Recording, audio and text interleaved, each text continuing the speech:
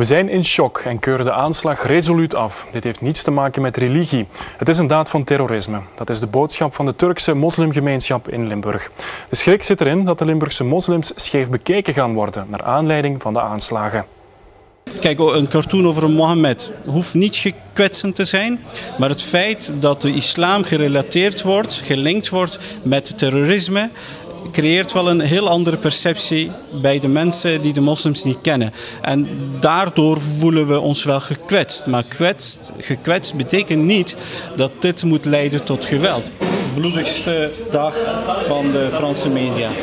Ongeloof en woede. Ook hier in Heus-de-Zolder is de aanslag in Parijs gespreksonderwerp nummer 1. Ja, iedereen zit in een shocktoestand. Iedereen is echt gechoqueerd. Een gezonde mens gaat dat nooit goedkeuren.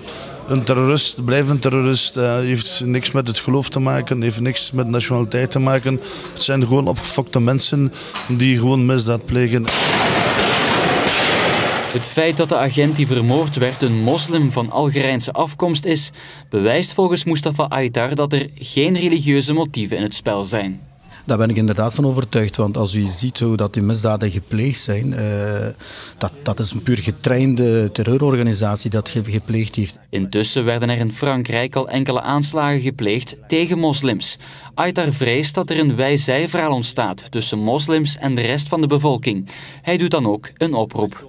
Mijn oproep is naar de twee gemeenschappen, naar de kerk als ook de moskee, dat ze eventueel gemeenschappelijke oproepen doen. Ik ben ervan overtuigd, zowel de imam in de moskee als de pastoor in de kerk zijn oproep zal doen naar verdraagzaamheid. De aanslagen op Charlie Hebdo kwamen er omdat het satirisch weekblad regelmatig cartoons publiceerde die de spot dreven met de profeet Mohammed. En dat schoot bij heel wat moslims in het verkeerde keelgat. Want volgens hun geloof mag de profeet niet worden afgebeeld. Laat staan dat er de spots met hem gedreven mag worden.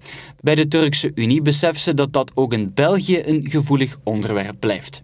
We staan wel achter vrije meningsuiting, maar echt provocerende beelden is eigenlijk ook niet waar wij echt achter staan. Maar tot zulke acties gaan is eigenlijk misschien ook een beetje te ver. Je kunt beter misschien gemeenschappen niet aanvallen op zulke gevoelige zaken. En dat is wat wij eigenlijk ook altijd trachten duidelijk te maken. Ja, met de profeet wordt er niet gelachen. Dat is toch een opvallende uitspraak nadat er 12 mensen zijn doodgeschoten. Inderdaad, dat is een opvallende uitspraak, maar het komt vooral vanuit jongeren. En dat moeten we een beetje nuanceren. Jongeren zijn macho-achtig, kunnen misschien de islam niet goed interpreteren, begrijpen hem niet goed. Want heel veel moslimgeleerden, zowel in binnenland als buitenland, hebben dit al veroordeeld. Alle terreuraanslagen, zowel hier in Europa als elders, zijn ze al vaak naar buiten gekomen met dit te veroordelen. Dit is geen islamitisch gedrag. Dus ja, dat jongeren die uitspraak gaan doen, daar moeten we denk ik geen islamitische achtergrond zoeken, maar eerder het macho-gedrag of het niet begrijpen van de islam achterzoeken.